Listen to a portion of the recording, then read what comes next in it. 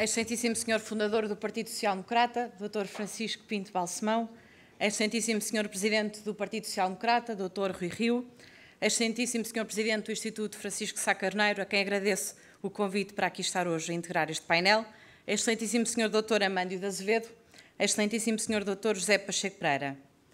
Nasci em 1989 e filiei-me no Partido Social Democrata em 2007. Não fui, por isso, contemporânea de Francisco Sá Carneiro, não tive o privilégio de fazer com ele política e não posso aqui evocar a memória histórica de quem, por força da idade, não acompanhou a construção do seu pensamento político. Restam, portanto, o testemunho daqueles que com ele trabalharam e o recurso aos textos e aos discursos que o tornam incontornável e indissociável do processo de construção da nossa democracia e, em particular, do nosso partido.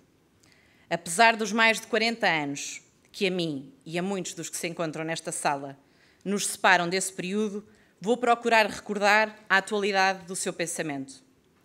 É certo que este é um exercício complexo pela importância que o contexto político tem para o enquadramento de muitas das opções políticas, suas e do partido, e pela circunstância de a política visar responder a ameaças que não são substancialmente iguais às da década de 70, às que temos de responder nos dias de hoje.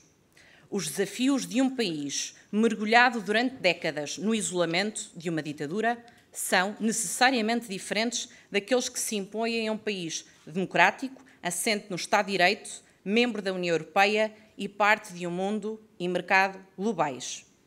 Há, no entanto, princípios e valores que nos diferenciam, que nos distinguem e que não são permeáveis às conjunturas políticas. São esses valores e são esses princípios que nos identificam em qualquer momento e que fazem de nós o Partido Social Democrata e não outra força política qualquer. Começa desde logo na nossa afirmação como Partido Social Democrata. Agora, tal como à época, era razão para equívocos, para críticas, para que houvesse vozes que sentenciassem o fracasso prematuro do PSD. Ora por carecer de espaço doutrinário, ora por estar condenado à sorte de pequenos partidos liberais centristas ou de charneira, ora por não ter exata equivalência ou rigoroso enquadramento numa das internacionais partidárias ou suas equivalentes europeias. Às crises de identidade, nossas ou alheias, atuais ou datadas, nós devemos responder obedecendo a 3 ordens de preocupações fundamentais, como recorda o atual Presidente da República no prefácio ao livro Por uma Social-Democracia Portuguesa. Em primeiro lugar, justificando a originalidade de uma social-democracia portuguesa, sem base operária industrial, sem apoio sindical, sem origem revolucionária e sem qualquer revisionismo oitocentista. A demonstração do caráter interclassista e popular que desde sempre caracterizou o nosso partido está na enorme adesão que encontrou e continua a encontrar em todos os setores e regiões do país, bem como na dedicação dos seus militantes. Estas palavras de 30 de outubro de 74 mantêm-se por isso atuais. Em segundo lugar, evocando as raízes, também elas originais dessa social-democracia. Raízes essas reformistas, sem esquecer o personalismo cristão, bem distante do marxismo que cimentou a construção ideológica de outras forças políticas portuguesas. E, em terceiro lugar, explicando a sua viabilidade e como esta se diferencia de outras formulações doutrinárias ou ideológicas. Separa-nos do comunismo, a rejeição do marxismo-leninismo, da revolução, do coletivismo e das ditaduras que acompanham a sua implementação. Afastamos-nos do socialismo porque não aceitamos o peso determinante do Estado, que não seja apenas exatamente na sua medida, e porque não esquecemos o personalismo cristão. Hoje, tal como à época, o espaço da social-democracia representa o caminho reformista mais justo e menos penoso para fazer convergir a nova democracia com as mais avançadas da Europa. Este caminho, para onde indica a social-democracia, contrasta com aquele que tem vindo a ser seguido recentemente e que nos coloca este ano e no próximo na cauda da Europa em percentagem do PIB per capita. Uma Europa à qual o PPD, o Partido Popular Democrático, disse sim desde a primeira hora e que tanto em outubro de 74 como em dezembro de 2018 não se circunscreve ao mercado comum, mas, e cito, antes e sobretudo, germe do encontro dos povos europeus consigo próprios e da sua solidariedade com o resto do mundo. Um espaço que partilhe valores comuns, de onde se destaca a intransigente defesa dos direitos humanos. Agora, tal como em março de 64, na altura, a propósito das repetidas violações dos direitos humanos na Checoslováquia, dizia Sá Carneiro que temos de defender os direitos do homem contra todas as ofensas, onde quer que elas surjam. Não pode admitir-se que grupos de nações, potências ou forças políticas atraiçoem esse espírito, procurando conostar autênticas opressões à pessoa e aos seus legítimos direitos. Sempre que tenhamos conhecimento de violações dos direitos do homem, ergamos a nossa voz para as condenar. Desde então, muitos daqueles países que estavam sob regimes de servidão comunista passaram a fazer parte das famílias das democracias europeias. Mas em muitos deles, as instituições e as práticas ainda precisam de progredir para os mais elevados padrões de respeito pelos direitos humanos. Seja na nossa ou noutra família política qualquer, é também nestes casos que temos de erguer a nossa voz para condenar os atropelos aos direitos humanos. A mesma voz crítica que devemos dirigir aos que procuram erguer muros em vez de criar pontes, aos que, à boleia dos movimentos populistas, querem levantar fantasmas, acicatar o medo, fechar fronteiras, fragilizando a democracia. Como afirmava Sá Carneiro em julho de 74, a nossa história ensina-nos que os períodos de grandeza de Portugal são aqueles em que o país está aberto ao mundo e que os períodos de decadência e até da perda da independência coincidem com os períodos de isolamento, que são sempre uma atitude de provincianismo e de insuficiência.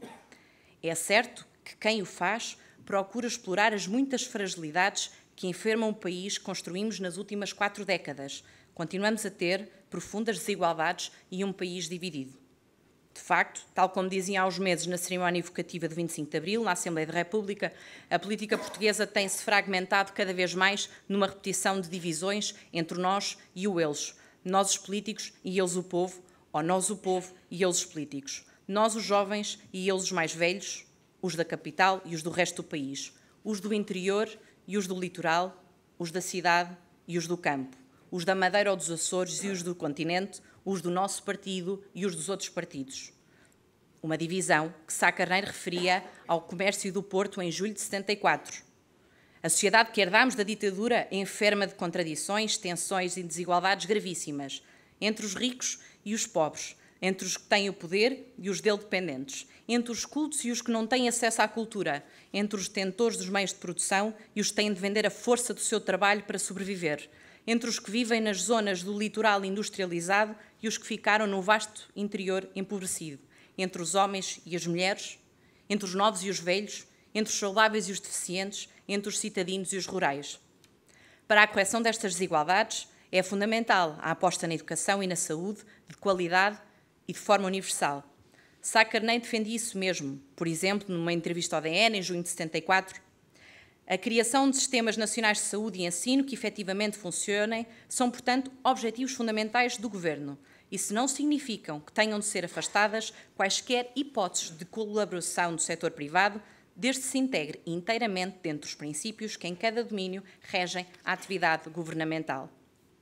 Sem prejuízo dos enormes avanços feitos na escolarização da sociedade portuguesa e com a criação do Serviço Nacional de Saúde, tal como em dezembro de 78, continuam atuais as palavras de Sá Carneiro, quando afirmava que, e cito, a igualdade de oportunidades, independentemente dos meios de fortuna e da posição social, é cada vez mais um mito, designadamente em setores como a saúde, a habitação e o ensino, onde tudo se degrada a um ritmo alucinante. Também hoje isto se verifica quando o atual Governo escolhe deliberadamente a degradação dos serviços públicos, das escolas, dos hospitais, contrariando aquele que é o fim da vida política tão bem definido por Sá Carneiro em junho de 76.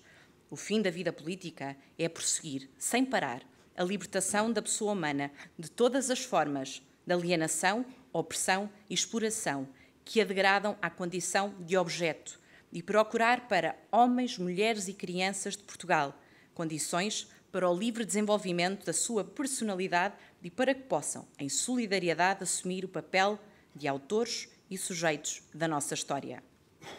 E há muitas páginas de história do país que o PSD ainda vai escrever. Com uma política que, tal como em janeiro de 80, seja por natureza humanista no projeto, portuguesa na raiz e europeia na vocação. Recorde que em janeiro de 77 Sá Carneiro afirmava que a democracia é difícil. É difícil no mundo de hoje pelos problemas que põe, contestação, de proximidade entre governantes e governados, pela crescente exigência de participação. Nestes 41 anos, a situação agudizou-se. O passado recente mostra-nos que a promiscuidade entre o poder político e o poder económico, com a complacência do sistema de justiça e as tentativas de controle da comunicação social, podem fazer com que a nossa democracia fique corrompida por um ou por alguns. Mas voltando a Sá Carneiro, já nessa altura dizia que, e cito, os portugueses estavam fartos de malabarismos que os partidos do poder fizeram para a ele se manterem agarrados, fartos de demagogia e do sectarismo, correspondem a esta crise política com uma atitude de profunda indiferença que é altamente preocupante em democracia. Palavras tão atuais. Nestes dias, serão várias as cerimónias, as iniciativas e os textos a recordar Sá Carneiro. Que aproveitemos para recordar, mas, sobretudo, para lembrar os desafios que queria que o PSD desse resposta e para os quais o país aguarda. Em primeiro lugar, a transparente honestidade da administração pública que tem de se traduzir num firme combate a todas as formas de corrupção e numa prática cotidiana, sóbria e digna. Em segundo lugar, que aos cidadãos o Estado deve dar mais em troca do que lhes pede e pedir menos do que aquilo que está em condições de reciprocamente lhes dar. Em terceiro lugar, a reforma progressiva da administração pública, que é condição do progresso geral do país. Em quarto lugar, que a construção do Estado Democrático de Direito não pode fazer-se sem a reforma e a descentralização do aparelho do Estado e sem a despartidarização de setores vitais, como são a administração pública, a comunicação social estatizada e a gestão das empresas públicas ou intervencionadas, mas só poderá levar a cabo tal essencial tarefa se proceder rapidamente, sem hesitações e sem cedências, ao afastamento de clientelas partidárias que se encontram solidamente implantadas naqueles setores. E, em quinto lugar, no plano social, com as carências mais significativas nos domínios da habitação, da educação, da saúde e da segurança social. No centro das suas preocupações está a melhoria da qualidade de vida e do bem-estar dos portugueses, essência da sua luta pela justiça e por mais sólidos suportes materiais e culturais da liberdade. E que não nos esqueçamos que a democracia, difícil de conquistar, é ainda mais difícil de defender e de institucionalizar. E, por fim, citando uma última vez Francisco Sá Carneiro, espero que, se defendemos o pluralismo, a tolerância, o respeito pelos que pensam de forma diferente, a descentralização e a participação de todos os portugueses num projeto de construção de uma nova sociedade, teremos de utilizar os mesmos métodos na vida interna do partido e na prática cotidiana. E apelo vivamente para todos para que mantenham o partido unido. Sem unidade interna, a ação não resultará e a própria proposta programática ficará singularmente diminuída. Obrigada.